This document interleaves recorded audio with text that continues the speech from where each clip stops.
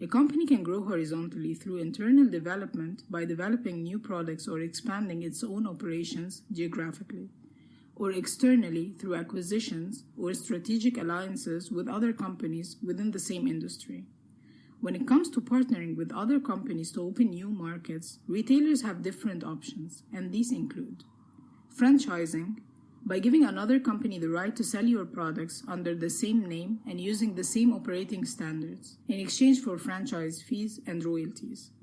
Many big US brands, especially in fashion, expand internationally through franchise partners. And a big part of food retail is based on franchising, even domestically. Licensing, giving another company the rights to manufacture and sell your designs under a licensing agreement.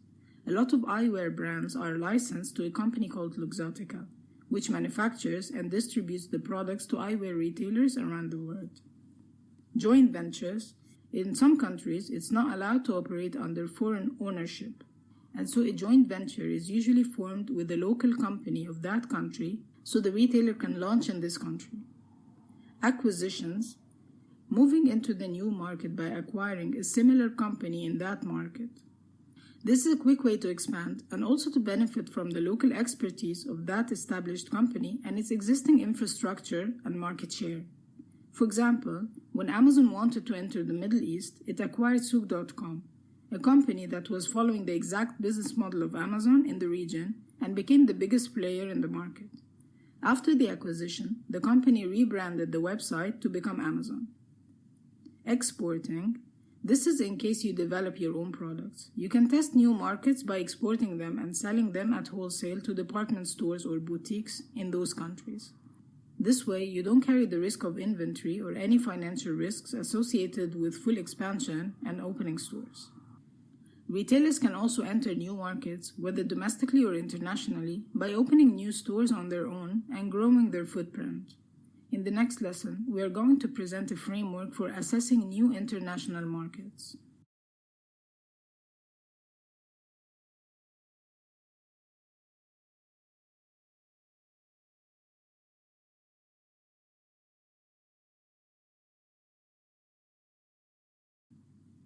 While expanding into a new country can represent a great opportunity and in many cases might be the only way forward to grow if the local market has been saturated, it also comes with a lot of risks. So it's essential to conduct a thorough analysis for the new market before deciding on whether or not to invest in such market.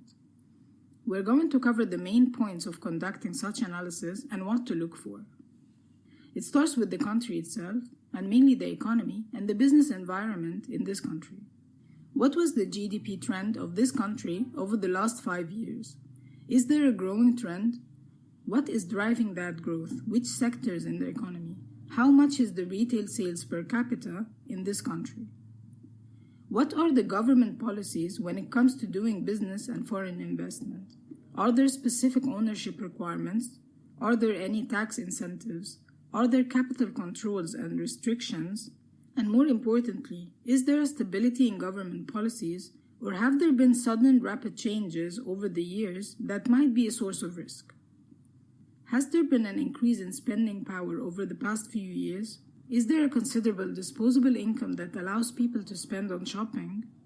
Is this concentrated in specific areas or communities? And what are the categories people are spending on?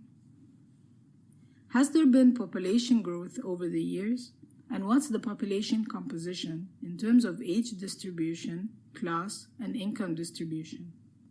What are the key cities and their population composition? Is there enough skilled workforce? And what are the labor costs? Are there any perceived risks related to operating in this country? Whether that is in the form of insecure environment or in the form of business risks due to disruptions or rapidly changing policies.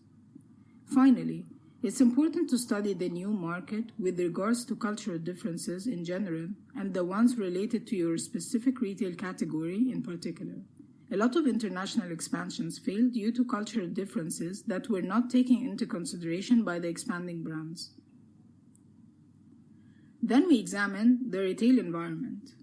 How is the retail environment in this country structured? Is it mainly small independent vendors, or are there big retail conglomerates operating big brands? Is it mainly local brands, or is there a presence for international brands and franchises?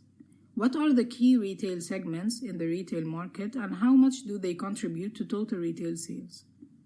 Are foreigners permitted to own 100% of a retail business, or are there requirements for a local partner?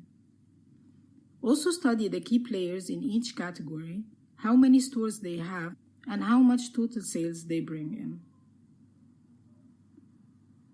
Check the Global Retail Development Index for that country. Where does the country rank on this index? This is an index that has been published since 2002 and ranks countries based on factors such as risk, market attractiveness, and saturation. We're going to leave a link to the index below. Then we look more into details about the specific retail category or product we want to launch in this country. We check if the product is already being sold in that market, and what is the consumption over the last 3 to 5 years. Has it been growing or declining?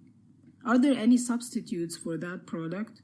How do they compare when it comes to sales and consumption? Do they pose a significant threat? Has there been any trend towards shifting to the substitute? Who are the key players in this particular category? What are the respective market shares? Are they homegrown businesses or franchises?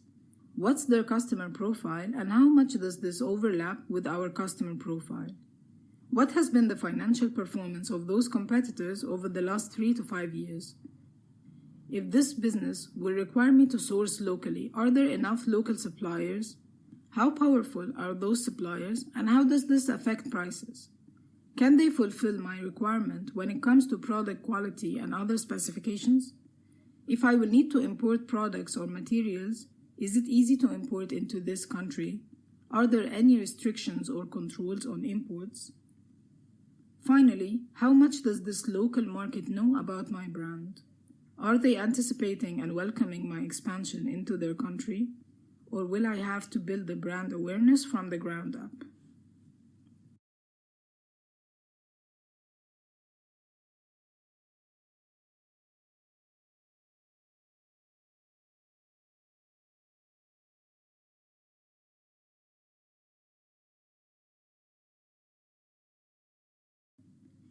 It's important while studying retail growth and in particular market development to understand cannibalization, as it's an important side effect that happens when a company starts growing rapidly and opening many locations.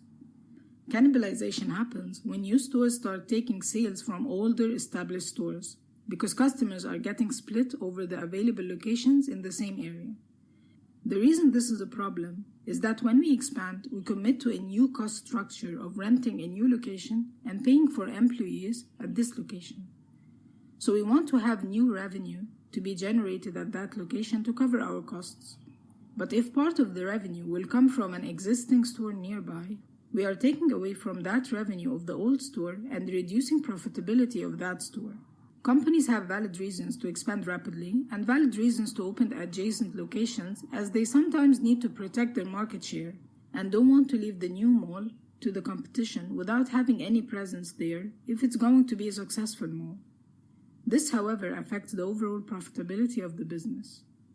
Cannibalization can be spotted from same-store sales reports and also through analyzing CRM reports and looking for overlaps of customers at adjacent locations. At some point, the company might need to decide to consolidate 2 adjacent locations into one and choose from the existing ones.